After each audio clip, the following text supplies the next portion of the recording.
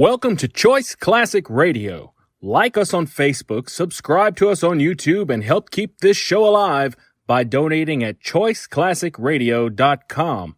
For more of your favorite old-time radio shows, join us on our companion podcast, Choice Classic Radio Detectives, where we bring to you tales from the greatest detective shows the golden age of radio had to offer. And now, with 463 episodes made, broadcast on CBS Radio from 1942 to 1955, we bring to you The Whistler. Have you heard the strange tales of the Whistler?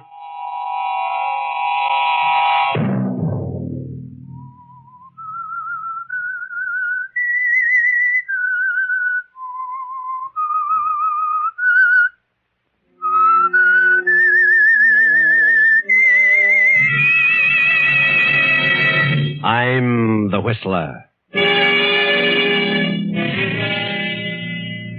You can't leave me now, Elizabeth. I need you. I've just come from Dr. Elston. It's my eyes. I'm on the verge of going blind. Another Sunday night, and again CBS presents The Whistler. I, the Whistler, know many things, for I walk by night. I know many strange tales, many secrets hidden in the hearts of men and women who have stepped into the shadows. And so I tell you tonight the extraordinary story of In the Dark. Thomas Northcote was a very busy man, a marine architect, a wealthy shipbuilder. And by the summer of 1940, he found himself working harder than ever and longer hours. He became the victim of severe headaches. So finally he visited his friend and physician, Dr. John Elston. The pain isn't constant, you say, Tom? No, it comes and goes. When it strikes, it's almost unbearable. Been working unusually long hours, haven't you? Yes. All day and for the past 6 months till midnight. What do you think is wrong with me? Well, when a man passes 40, he's subject to a lot more things than when he's younger. Yes, but what is wrong with me? Pretty exacting work, yours. Why don't you tell me? Can't afford to spend the day here. Oh, don't get excited. Calm down, I'll tell you. But you won't like to hear it. What? You don't think I'm losing my mind? I didn't say that. But that's what you mean. Please, Tom. That's ridiculous. Why, I've known all about my family for 200 years back. Not a trace of insanity in one of them. I said nothing about insanity. Well, then, what are you talking about? It is possible, however, to throw yourself completely off balance by overwork. Worry, mental strain. I know. Your nerves are shot to pieces. What does Elizabeth think about your working like this? I don't know. What can she say? It's got to be done. Well, Tom, you're going to let someone else do it for a while. What? I mean it. You're headed for a nervous breakdown. And something else. What else? Blindness. Good heavens. You have an eye condition which has become aggravated by environment. What can be done about it? Stop work immediately, rest, get outdoors, get away. For how long? Month at least, maybe longer. Put that yacht you built to some use. It's been tied up for over a year. Are you sure about all this? Positive. All right, John. I've no choice in the matter. I'll drop in again in a few days. Of course. Goodbye, Tom.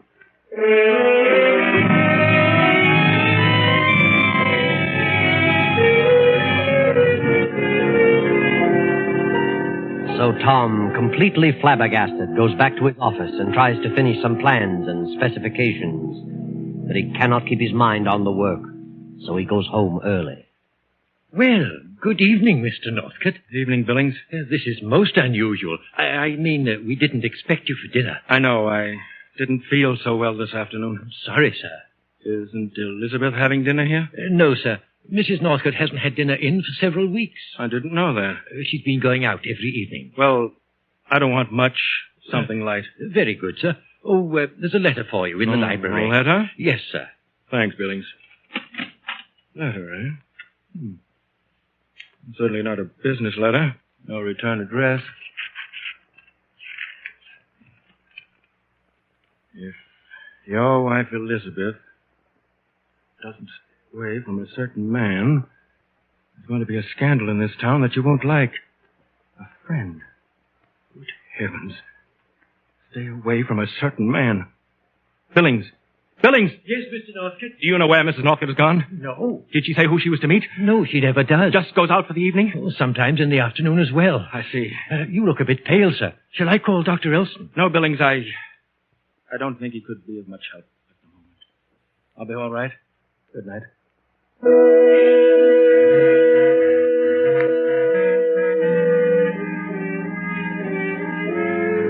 Tom moves slowly up the stairs to his room and goes to bed. He has difficulty falling asleep, stares into the darkness, and through his mind runs the phrase, certain man, a certain man. But what man? Finally, he drops off to sleep. He rises early and without seeing Elizabeth goes to the office to wind up his affairs. Then arrives home early again. But Elizabeth is not there. Elizabeth is sitting in a cocktail lounge with Charles Carroll, her attorney. I never see Tom anymore. He leaves early, comes in late. Business, business, business. I just can't go on like this. It's driving me mad. You're no different from a lot of women in this country. Production has speeded up, and there's nothing a man can do about it. But if Tom loved me, he could find a little time to spend with me. You still love Tom. I did. But his indifference has made me cold as a cucumber. Yes, but you have everything. Money, position. Why throw it away? This condition may only be temporary. I can't understand you, Charles. We went through puppy love together. Went through school together. Then we drifted apart and I met Tom.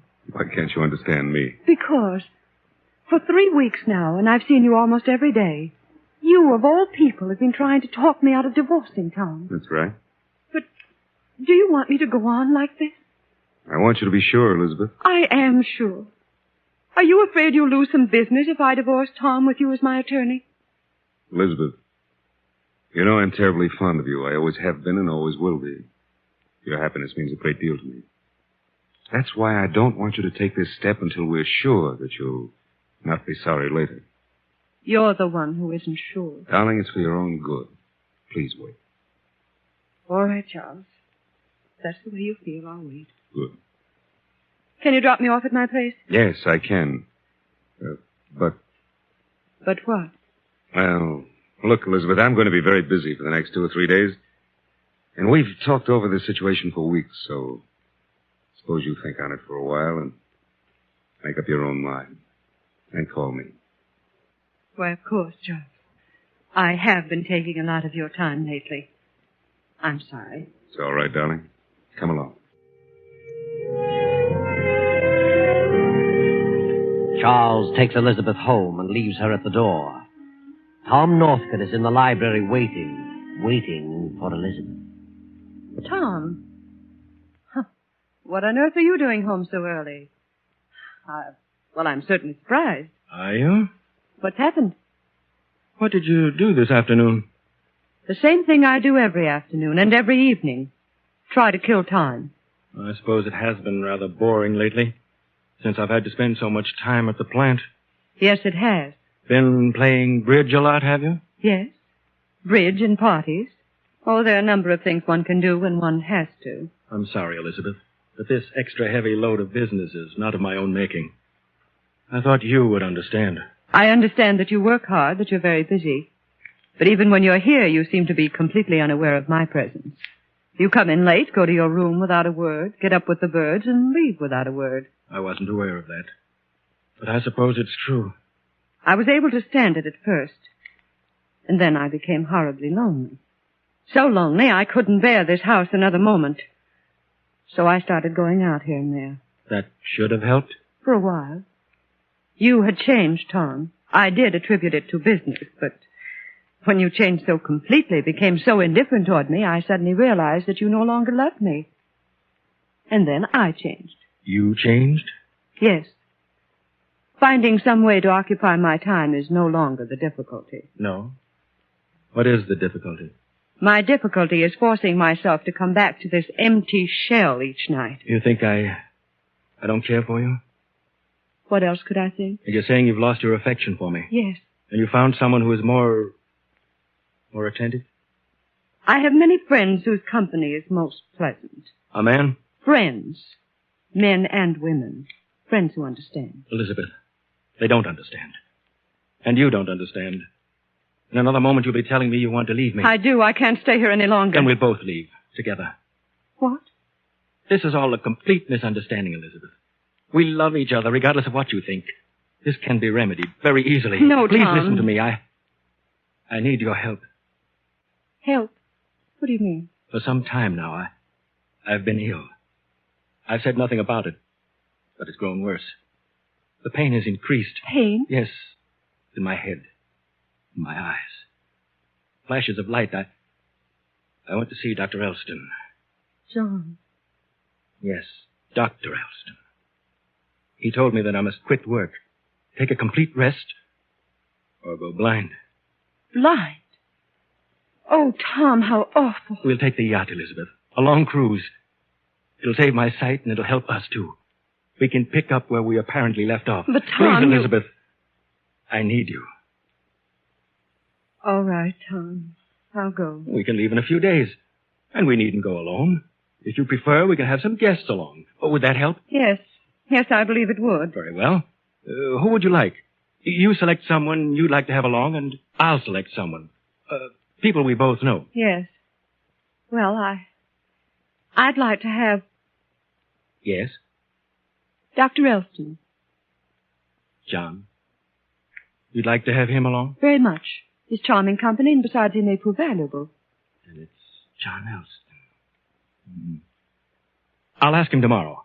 And say, how about Charles Carroll? Always liked Charlie. And Marge Durant. They're still engaged, aren't they? Why, I don't know. By George, Elizabeth, I'm going to enjoy this trip. I feel better already. I wonder if the doctor will join us. I'm sure he will. Well, if he turns me down, I'll let you talk to him. I'm sure you can persuade him.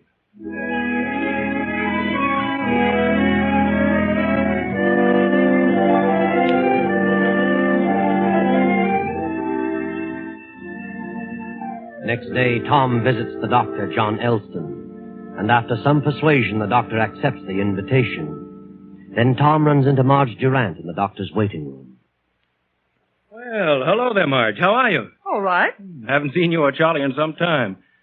How is Charlie? All right, I guess. You guess? Haven't you seen him? Don't tell me you two have broken off your engagement. Oh, no, not officially.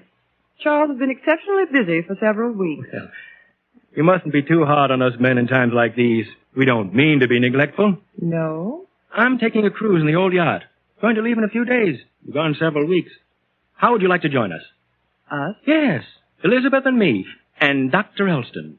He's just accepted. Well, I'd love to go. We all need to get away from things now and then. We certainly do, but I don't... Oh, I've already asked Charlie.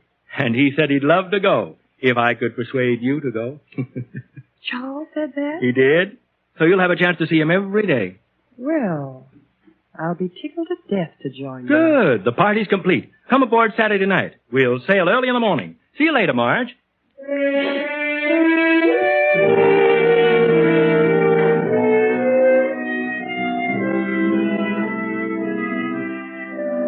Now it is Saturday evening, the eve of departure. After an early dinner, Tom, suffering from severe head pains, goes to the library where he dozes in an armchair. Tom? Tom? Tom, wake up. Huh? What? Oh, Elizabeth. I must have had quite a nap. Well, the pains are gone. I'm glad of that. It's 8:30. We better leave for the yacht. 8:30. Good heavens. Turn on the lights, Elizabeth. What? Push the switch. Tom? What's wrong, Elizabeth? Tom, the lights are on. What? Elizabeth. Yes, I just turned them on. Good Lord. It's happened. Oh, Tom, I'm terribly sorry. Shall I call the doctor? No. Wait. We better cancel the trip. No, please. I'd rather go on. And I'd rather we didn't say anything about this. I'm sure it'll pass. We'll go ahead. And I'll bluff it through for a while. You'll help me. Won't you, Elizabeth? Yes, Tom. I'll help you.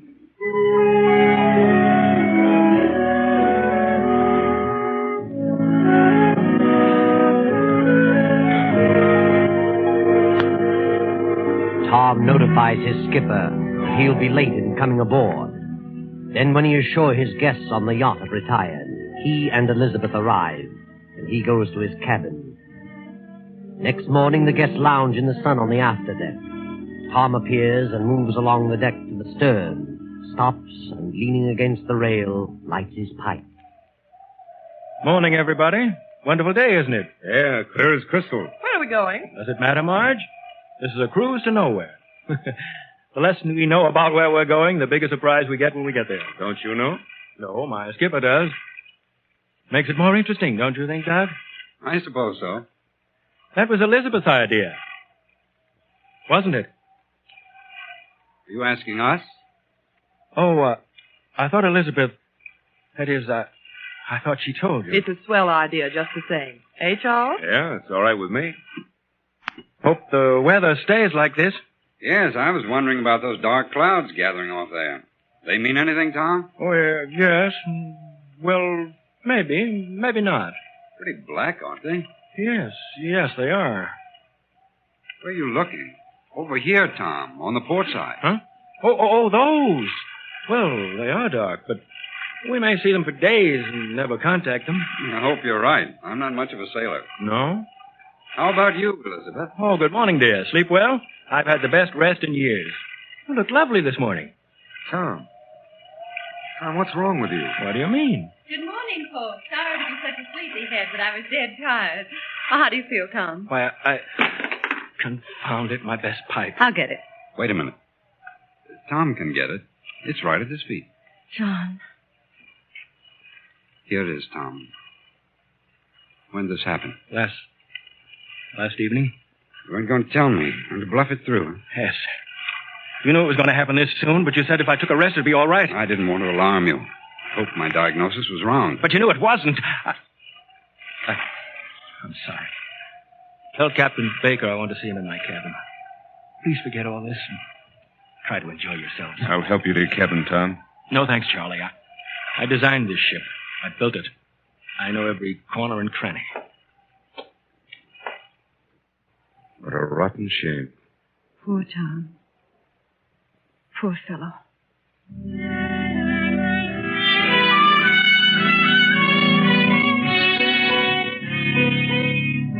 That evening after dinner, Elizabeth visits Dr. Elston in his cabin.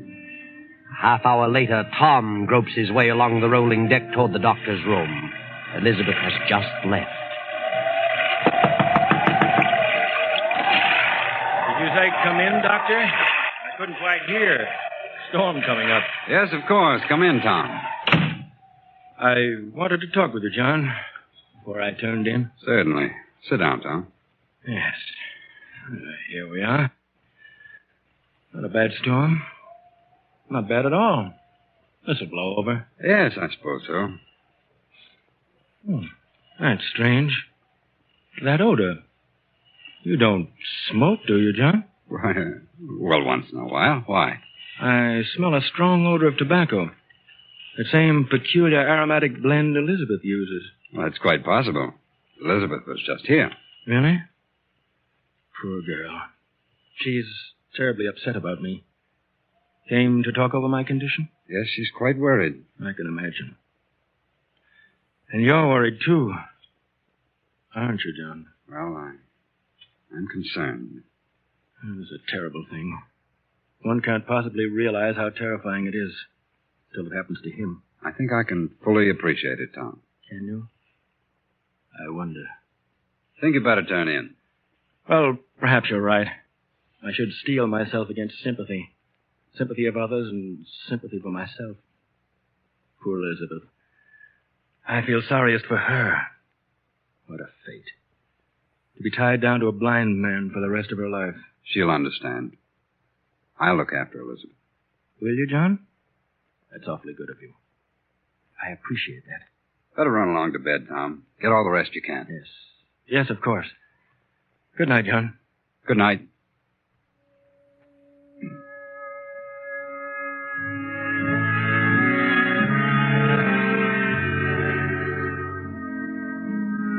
The next evening, after dinner, Elizabeth is in her cabin. Elizabeth feigned seasickness and did not appear.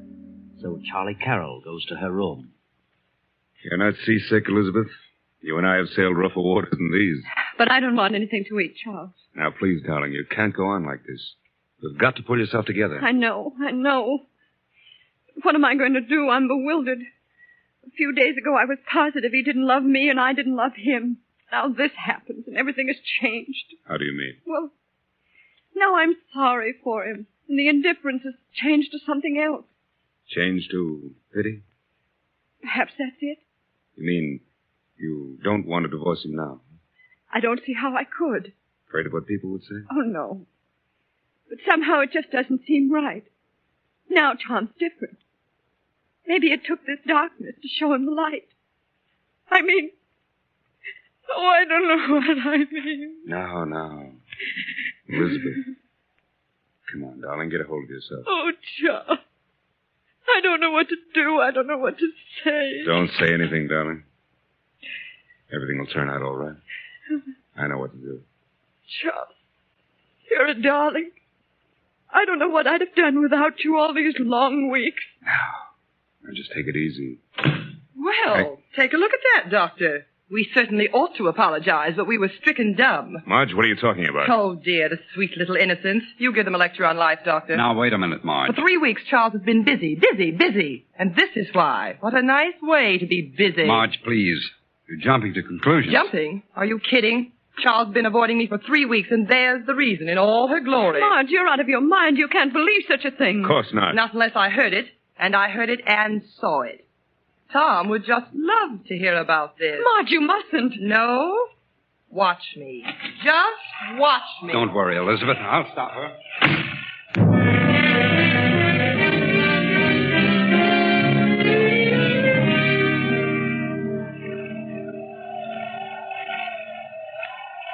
What is it, Doctor? Come in. Tom, I want to talk to you. What do you want, Doctor? I want you to turn the ship around and go home. Oh, but that's silly. You needn't worry about me. I think you should turn around. What are you so upset about? I insist that you take the ship back. You seem frightened, Doctor.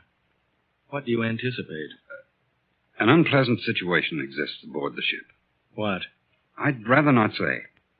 But I don't want to return. Unless you can give me a good reason. Can you? I'd rather not say. You're afraid of me, aren't you? Certainly not. I know what's troubling you. You know that I know about you. You and Elizabeth. What? Well, you're crazy. You and my wife have been seeing each other for weeks and weeks. You realize now that I know the truth. You're afraid that I might do something drastic. That I might kill you. Such nonsense. Wait a minute. Is that why you were so insistent that I come on the trip? Maybe. I don't know where you got such an idea, but you're all mixed up. If she's been seeing anybody, it hasn't been me. Oh, come now. I didn't want to tell what I know, but I see now that I'll have to. You come with me to Elizabeth. Elizabeth? You expect me to believe that she'll tell the truth? You come along just the same. Let's wait till morning. Pretty rough weather tonight. Waves are breaking clear over the decks. No, I don't want to wait till morning. Now. Very well, Doctor. If you insist. I'll lead the way.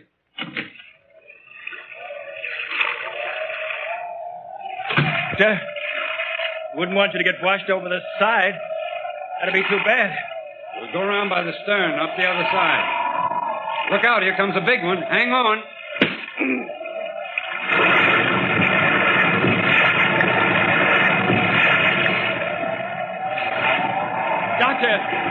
Doctor, where are you? Doctor! I've got him, Mr. Northcott. He almost went over. Is he? All right, Captain? He got a deep wound in the back of his head. Must have struck the opposite rail when the wave hit. I think he's dead, Northcott. Dead? Good Lord. He's dead, all right. I'll get him off the deck before we hit another big one. Better get back to your quarters, Mr. Northcott. Hang on to rails.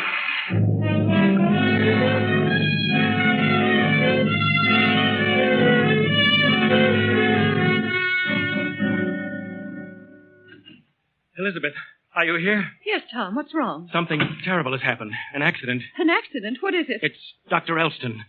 He's dead. Dead? What are you saying? He was coming along the afterdeck, and a big wave came over and washed him against the opposite side. Struck his head. He Captain says he's dead. Well, why don't you say something? Elizabeth. Elizabeth. Charlie, I didn't know you were here. She's fainted. Fainted? Really? Well, that's strange. Elizabeth. You're all right, darling. Here, drink this. John. Oh, John. Oh, here you are, Tom. You're just the one I wanted to see. Yes, Marge. What's the matter with her? She fainted when I informed her that Dr. Elston had been killed. Doctor, what happened? A big wave tossed him across the deck. He struck his head on the opposite rail. Oh, Poor John. Let's turn back. I can't go on. And why can't you go on? I just can't. Please turn back. That's ridiculous. We'll have to bury him at sea, of course, but why shouldn't we go on? Are you out of your mind? No. John? Why are you so terribly upset about the doctor? Why? How can you ask such a thing? You sound as though you didn't care. Maybe I don't. But it's very obvious that you do. You're out of your mind. Would you faint if anything happened to me? No. But the doctor, that's different. What are you trying to say? What? You and the doctor. I found out days ago. You tried to blame me, but I know differently now. I received a letter from someone telling me that you were running around with a certain man. That man was John Elston. I never heard of such a lie. I haven't seen John in weeks. Who sent you that letter? I did. But I wasn't referring to John. You sent it. And who did you mean? I meant you. You and Elizabeth. You've been seeing each other every day for weeks. You and Elizabeth think you're clever, but you're not. You sent the letter? Yes. And it wasn't John? No, it was Charles. I've seen them. They've been meeting every day for weeks. We have been meeting every day for weeks. You admit it, then? Certainly, but not for the reason you think. You're both stupid. Then why were you meeting?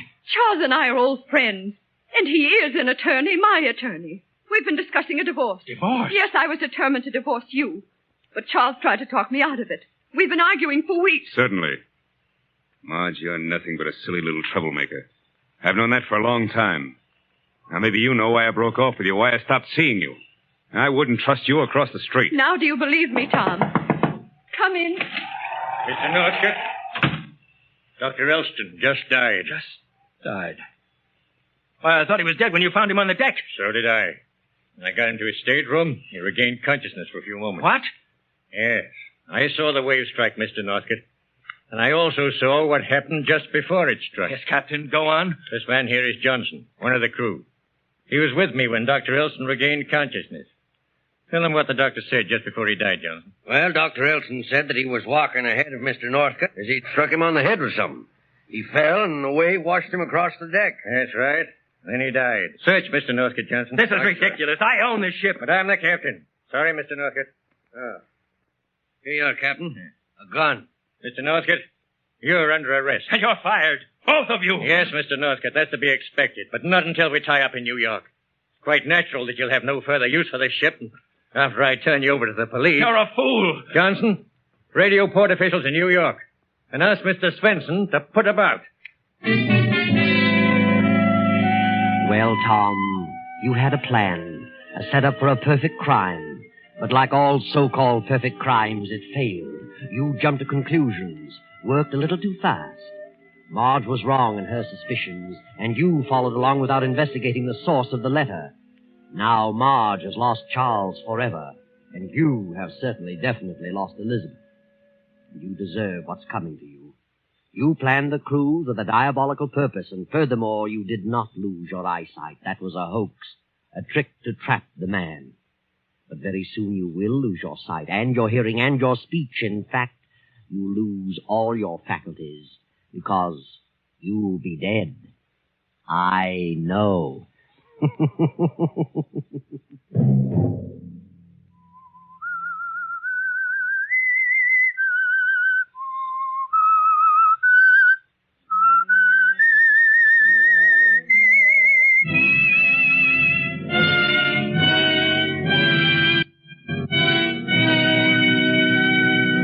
CBS has presented The Whistler.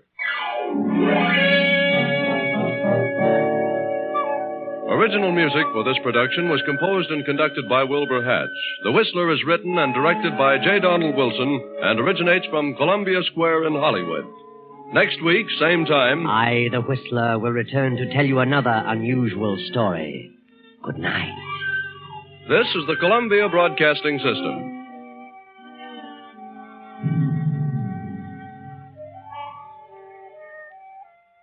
That concludes today's episode.